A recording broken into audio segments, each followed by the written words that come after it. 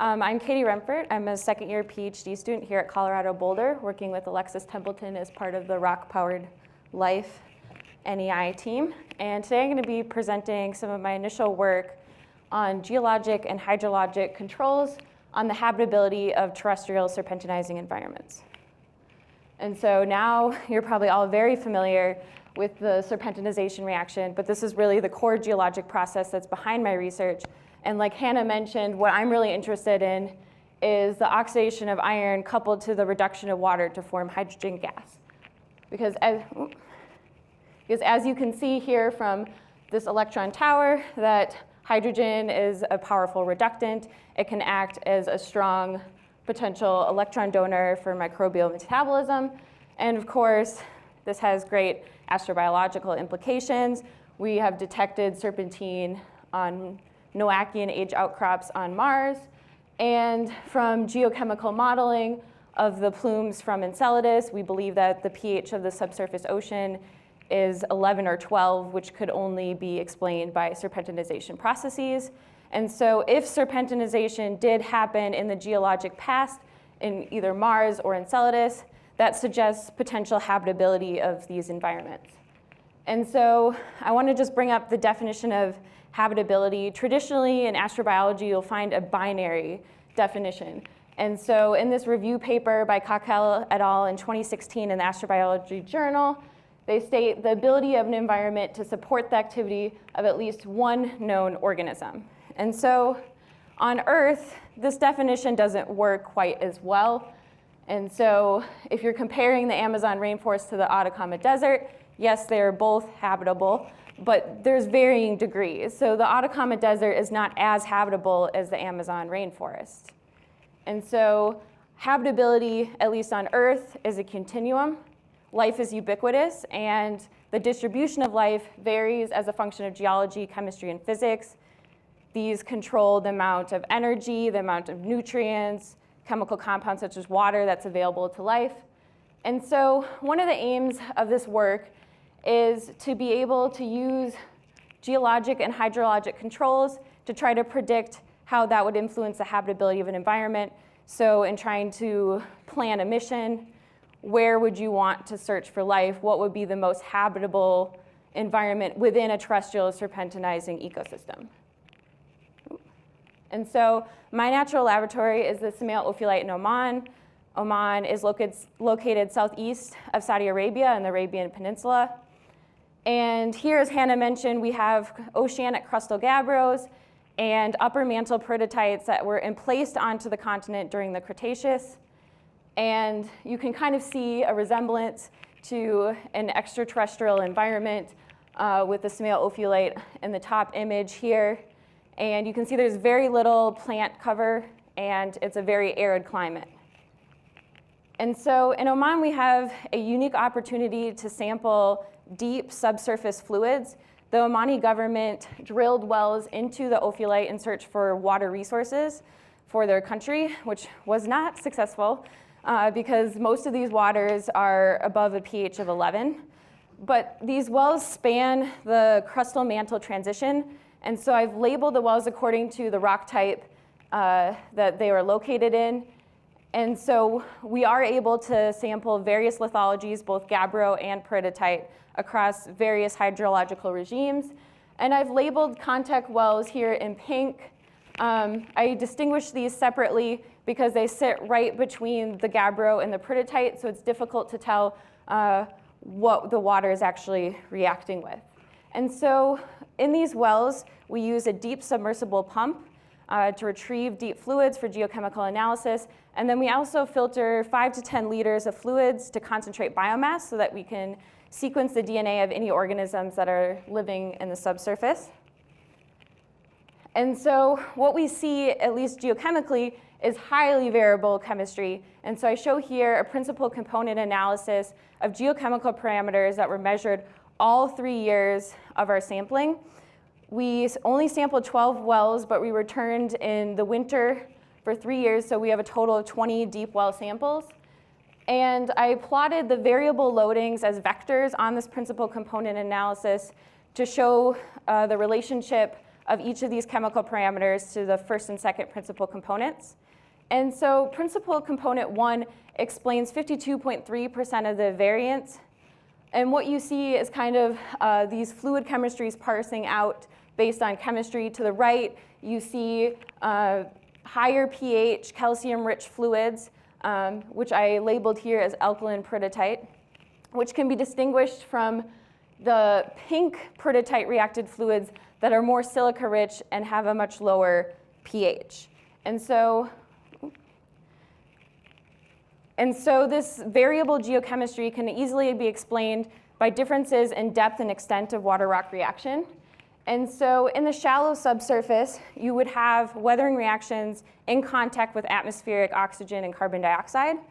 And so you would weather your magnesium-bearing minerals, enriching fluids, and magnesium and bicarbonate. And as Hannah mentioned, you're also increasing the pH. These weathering reactions consume protons, and at least in the shallow subsurface, this brings a pH to about 8 or 9. But if these fluids percolate deeper and lose contact with the atmosphere, this is when we really see serpentinization processes happening. Your magnesium is preferentially going into secondary minerals such as serpentine and brucite, so you're enriching fluids in calcium. You're increasing the pH to about 10, 11, maybe 12. And because of that, most of your DIC is in the form of the carbonate anion and no longer bicarbonate. And so you can precipitate out carbonate minerals.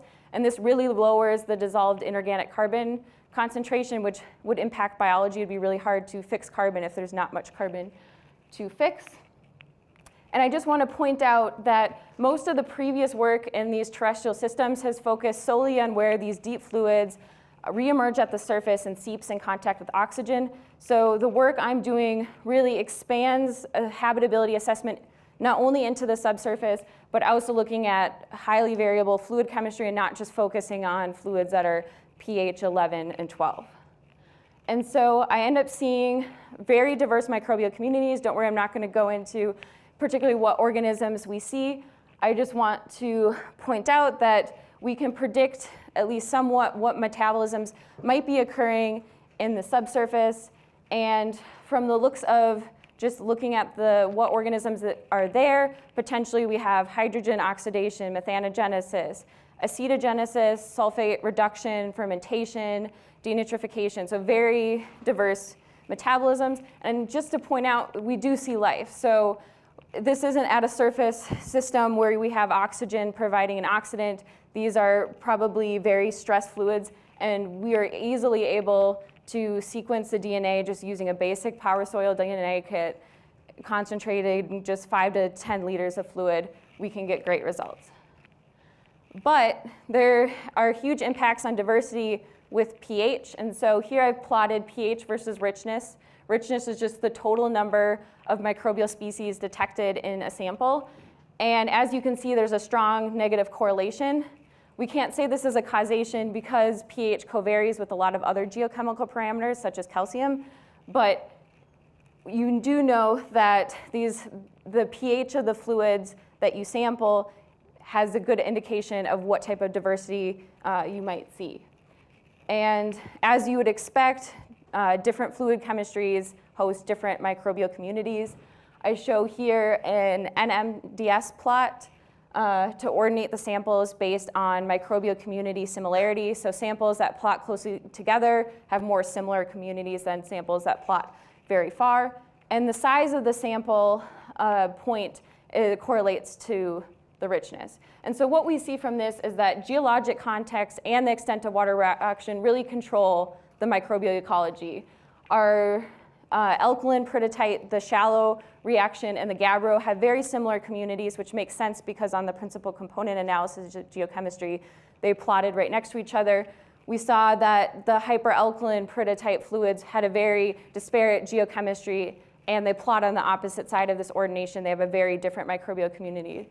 But I think most interestingly is that these contact fluids, which on the PCA had a very variable geochemistry, actually have a very unique microbial community composition compared to any other fluid type. And so just to bring this all together and kind of expand a hydrogeochemical model of habitability, there are a few sites of interest. So in this study, we sampled the shallow prototype fluids and deep fluids, but we didn't really capture a transition. So we just have these two end members. But theoretically, somewhere in the subsurface, you have to have a transition from a more oxidized fluid to a more reduced. And that would be very interesting biologically, because that chemical disequilibrium would provide energy for microbial metabolism. So in the future, we're trying to find wells, and hopefully with the Oman drilling project, maybe we can drill a well that captures some of the microbiology in those transitional fluids. But also, as I just mentioned, I am interested in these contact fluids. So I've added gabbro to this hydrogeochemical model. And at these contact fluids, you have a huge change in permeability. So gabbros are much more permeable. You have these deep hyperalkaline prototype fluids injecting into gabbro, which is facilitating mixing. And again, that's chemical disequilibrium that could support life.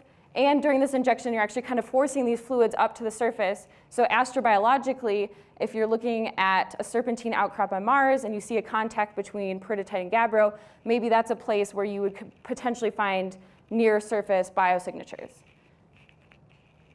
And with that, if any questions?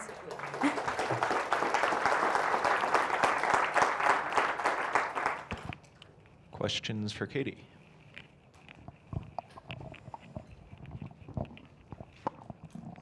At the risk of sounding obsessive, I saw Comamonas enriched at high pH in your cultures too. So I'm thinking maybe there's something interesting there. When you look at the 16S, Yeah.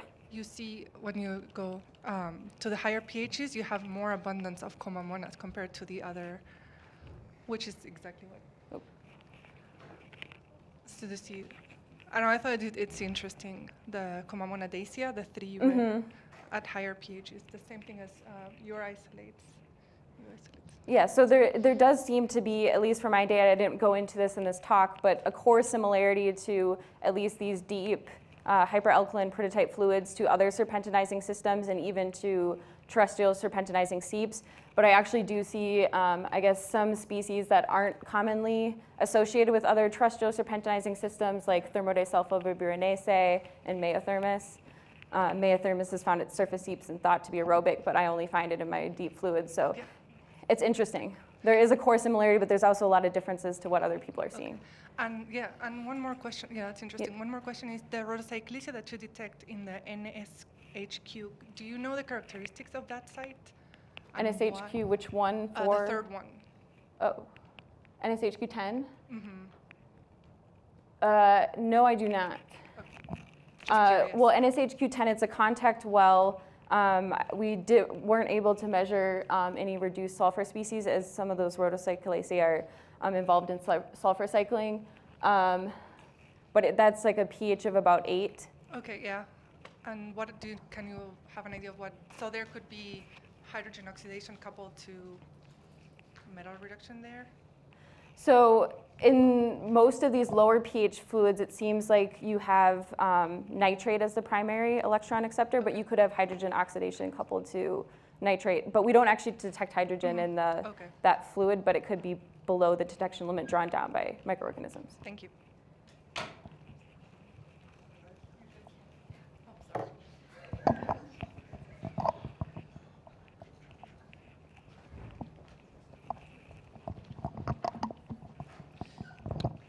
I may be confusing concepts and maybe reaching a little bit on this one, but I'm just noticing that, as you were mentioning, there was a correlation saying that, an anti-correlation saying that there was more biodiversity at more acidic pHs, and I realized that they may have those may have more hydrogen concentrations, and the hydrogen has electron donation. Is there a reason why a high electron donation or hydrogen would actually be an increase of biodiversity per se?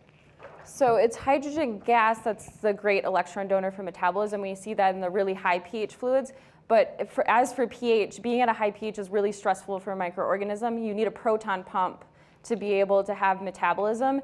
And so somehow they're having to compensate for the lack of protons in those fluids to be able to live at all. And so when I say more, they're still alkaline. So it's like a pH 8 to 9. But that's way less stressful to a microorganism. You'd expect many more microorganisms to be able to adapt to that type of setting as compared to these pH 11, 12 fluids. I think we had one more question. Thank you. Thank you. I had a related question. I was wondering, in terms of diversity, is there a cutoff in terms of optimal threshold when you go below the pHs that you showed today? In terms of large amounts of diversity, what do you see in terms of the more acidic systems that you're not necessarily looking at in this study? So I would say usually pH, in most environments you wouldn't see such a gradient of pH, and pH wouldn't necessarily be your controlling factor. So this is a system we're talking about, an oligotrophic groundwater system. There probably isn't a lot of organic carbon. We did measure organic acids, and they're like in micromolar concentrations. But those possibly arose from serpentinization, photosynthesis. We have no idea at this point. But compared to like an organic rich system, you can support a lot more diversity just because you have a lot more energy. So at our low pH wells that are less stressful to the microorganisms, there's not many electron donors that we know of that are in those fluids to support life. And so there are some organic molecules, so there's some heterotrophic organisms. There's possibly hydrogen that's just being drawn down, but there actually isn't much to support life there. It's fresh water. So you would expect an even greater diversity on the scale of all life looking at anything that has sugars. Okay, let's thank Katie one more time.